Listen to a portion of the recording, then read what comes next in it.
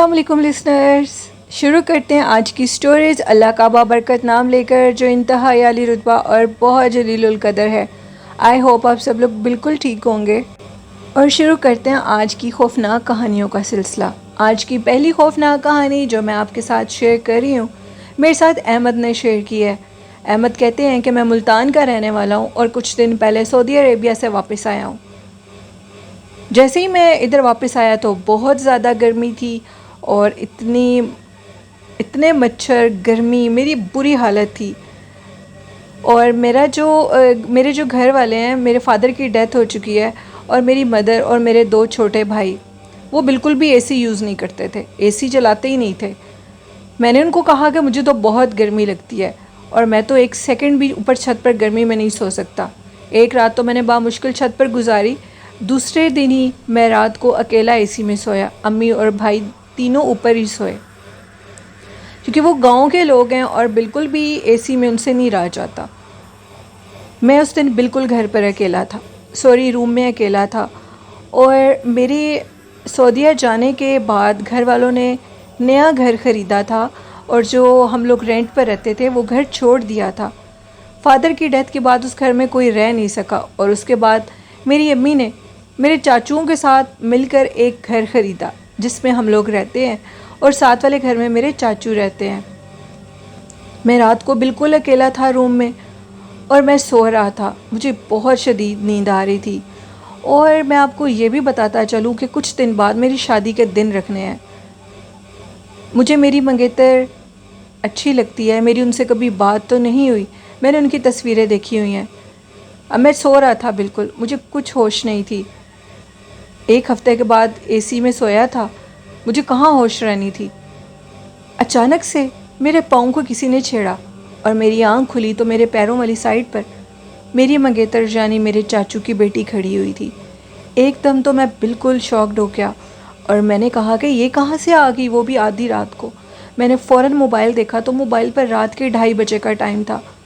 उसके जो बाल थे वो खुले हुए थे और वो बिल्कुल एक ही तर्ज में मेरी तरफ देखी जा रही थी और मेरे पैरों की तरफ खड़ी हुई थी।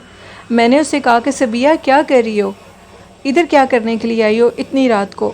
मुझे लगा शायद मुझे मिलने के लिए आई हो, मैं उसका मंगेतर जो हूँ और कुछ दिन के बाद हमारी शादी हो जानी है, शायद इसलिए आई हो। मैं उसको बार बार उसका नेम कॉल कर रहा था और सबिया सबिया सबिया कह रहा था। सबिया बिल्कुल भी मेरी बात का जवाब नहीं दे रही थी और अब की बार सबिया बिल्कुल मेरे करीब आ गई और मेरे बालों पर हाथ फेरने लगी। मुझे उसका हाथ फेरना बहुत अच्छा लगा और अब उसको मैं ये कह रहा था कि तुम मेरे पास आकर बैठ जाओ। वो बिल्कुल मेरी बात का जवाब दिए बिना, टस से मस हुए बिना मेरे बालों को छेड़ी जा रही थी। अचानक से कमरे का दरवाज़ा खुला और मेरी अम्मी को मेरी बातों की आवाज़ आई और उन्होंने मुझसे ये कहा कि बेटा किससे बातें कर रहे हो। इतने में वो सब कुछ गायब हो चुका था, वो बिल्कुल ख्वाब नहीं था। मैं चौंक गया और मुझे ऐसे लगा कि सारा कमरा घूमने लगा है। पता नहीं सब कुछ क्या से क्या हो गया अचानक से। मैं अब अम्मी को ये नहीं कह सकता था कि सबिया आई है। उन्होंने कहा कि किससे बातें कर रहे थे। अगर सबिया आई होती तो वो उनके सामने ही कमरे से बाहर जाती।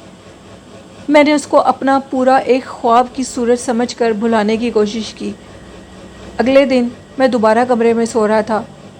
सबसे बड़ी हैरानगी की बात ये थी कि मेरी मंगेतर जब मुझे दिन के टाइम देखती थी तो मेरी शक्ल भी नहीं देखती थी, इतना शर्माती थी, तो वो रात के टाइम मेरे कमरे में कौन आती थी।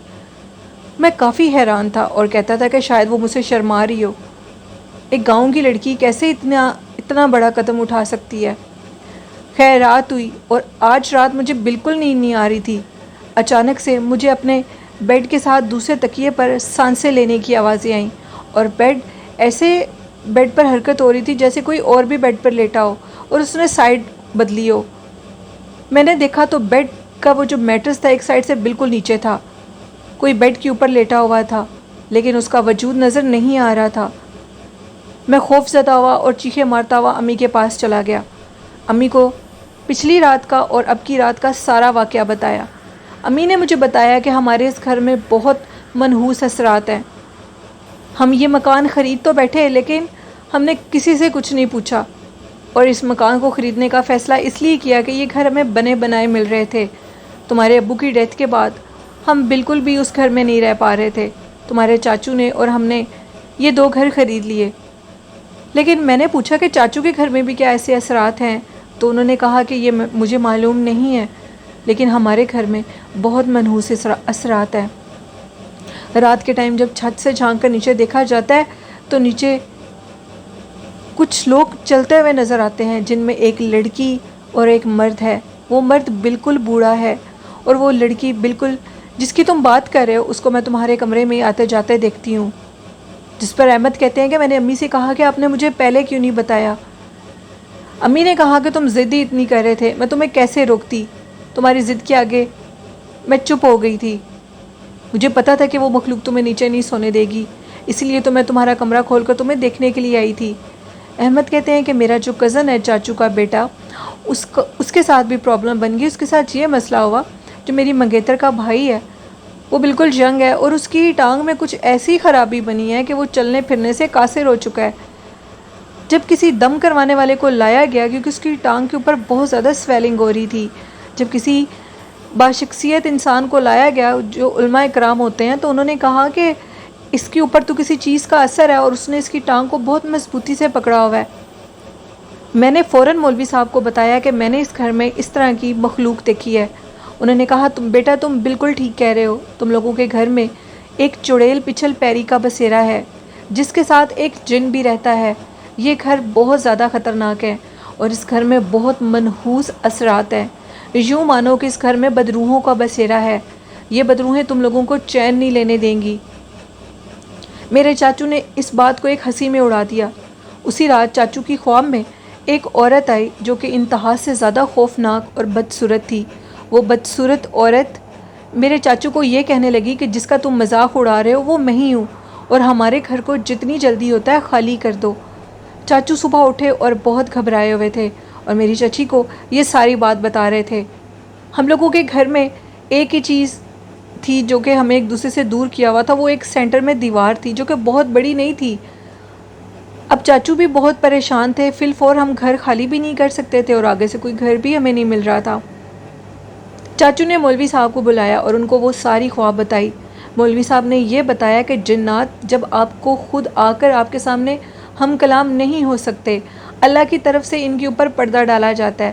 وہ علماء اکرام اور بہت عبادت گزار شخصیات کے سامنے آتے ہیں اور اپنی حاجت کو رکھتے ہیں، یعنی کسی سے گھر خالی کروانا ہو تو عام لوگوں کی وہ خواب میں آتے ہیں اور اپنا پیغام دے کر چلے جاتے ہیں۔ چاچو کہتے ہیں کہ پھر انہوں نے دیکھا کہ رات کے ٹائم باتھ روم کا جو دروازہ تھا وہ بار بار کھل رہا تھا اور کوئی اس کو زور زور سے اٹھا کر بند کر رہا تھا۔ چاچو اس آواز کی شور کی وجہ سے جیسے واش روم کا دروازہ بند کرنے کے لیے گئے تو دیکھتے ہیں کہ واش روم میں ایک شخص جو کہ نہایت خوفناک، اتنا خوفناک کہ بیان سے باہر ہے، اس کے سر کے اوپر 2 سینگ تھے، اس کی آنکھیں کسی انگارے کی طرح جل رہی تھیں۔ اس نے چاچو کو دیکھا اور زوردار طریقے سے دروازہ بند کر دیا۔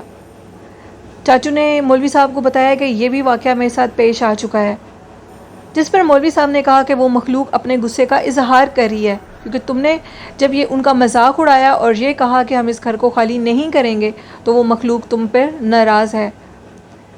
کزن کی طبیعت دن بدن بگڑتی جا رہی تھی، اس کی ٹانگ اس قدر سویلنگ ہو چکی تھی، ڈاکٹر کو جب چیک کروایا گیا تو اس کی ٹانگ کے اندر ایک بیماری بن چکی تھی۔ اس کی ٹانگ کی پوری بون یعنی ہڈی کو کیڑے نے کھا لیا تھا، اس کے خون کے اندر کیڑا پیدا ہو گیا تھا اور اس کیڑے نے اس کی پوری ٹانگ کو کھا دیا، اور یہ اس لیے ہوا کہ چاچو اس گھر کو چھوڑ نہیں رہے تھے۔ وہ مخلوقات باقاعدہ اپنے ہونے کا احساس دلا رہی تھیں۔ ہمارے گھر میں روز ایک کالے رنگ کا کبوتر مرا ہوا ملتا تھا، جو کہ اس بات کی نشاندہی تھی کہ وہ جنات ہمیں ادھر برداشت نہیں کر رہے، ہم ان کے سر پر مسلط ہوئے ہیں۔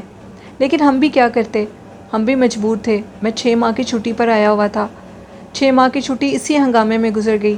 چاچو اس بات کو ماننے کو تیار نہیں تھے اور اس گھر کو چھوڑنا نہیں چاہتے تھے، لیکن میں نے اپنی موجودگی میں اپنے دونوں بھائیوں کو اور اپنی امی کو اس گھر سے نکال لیا اور اس گھر کو سیل ہونے کے لیے رکھ دیا اور ان کو ایک رینٹ کا گھر فی الفور خالی کر لے دیا۔ میرے باہر کے ملک جانے کے بعد میرا وہ گھر بہت اچھی قیمت پر سیل ہو گیا اور اس کے بعد میں نے امی لوگوں کو ملتان میں ایک نیا گھر لے دیا۔ چاچو آج بھی اس گھر میں موجود ہیں۔ میرے کزن کی ٹانگ کی وہ جو ہڈی تھی وہ بالکل مکمل طور پر ختم ہو گئی اور اس کی ٹانگ میں دوبارہ سرجری کے ساتھ کچھ نہ کچھ ایسا ہوا جس کے بعد وہ چلنے پھرنے سے اب بالکل معذور ہو چکا ہے۔ میرے چاچو کی ڈیتھ ہو گئی ہے۔ اس گھر میں اب صرف چچی اور ان کی 2 بیٹیاں رہتی ہیں، یعنی میری منگیتر۔ آج تک میری منگیتر سے شادی کے مسائل میں اتنے مسائل بنے کہ وہ میں آپ کو بتا نہیں سکتا، اور میری منگنی ٹوٹ گئی۔ میری منگیتر کی ابھی تک شادی نہیں ہوئی اور میرا کہیں اور نکاح ہو چکا ہے۔ وہ اس گھر کے بد اثرات ہیں جس کی وجہ سے ان کے اوپر یہ عجیب و غریب واقعات پیش ان کے ساتھ آئے اور ان کی زندگیوں میں منحوست نے اپنے ڈیرے لگا لیے۔ یہ ایک سٹوری تھی احمد کی جو انہوں نے ملتان سے شیئر کی۔ بہت شکریہ احمد اپنی سٹوری شیئر کرنے کے لیے۔ تو یہ تھی آج کی خوفناک کہانی۔ کیسی لگی آپ کو لسنرز؟ اپنا فیڈ بیک ضرور دیجیے گا اور میرے چینل کو زیادہ سے زیادہ سبسکرائب کریں، لائک اور شیئر کریں، مجھے آپ کی سپورٹ کی ضرورت ہے۔ آج کا اچھا میسج یہ دینا چاہتی ہوں کہ ہمیشہ کی طرح کے نیک اعمال کریں، قرآن پاک، نماز و درود شریف کو اپنی زندگی کا حصہ بنا لیں۔ والدین کی خدمت ایک اہم چیز ہے ان سب باتوں میں سے، تو آپ ضرور والدین کی خدمت کریں، ورنہ سب کچھ بیکار چلا جائے گا۔ آئی ہوپ اس پر آپ عمل بھی کرتے ہوں گے۔ اپنی ہوسٹ نیلم یاسین کو اجازت دیجیے، دعاؤں میں یاد رکھیے گا۔ اللہ حافظ۔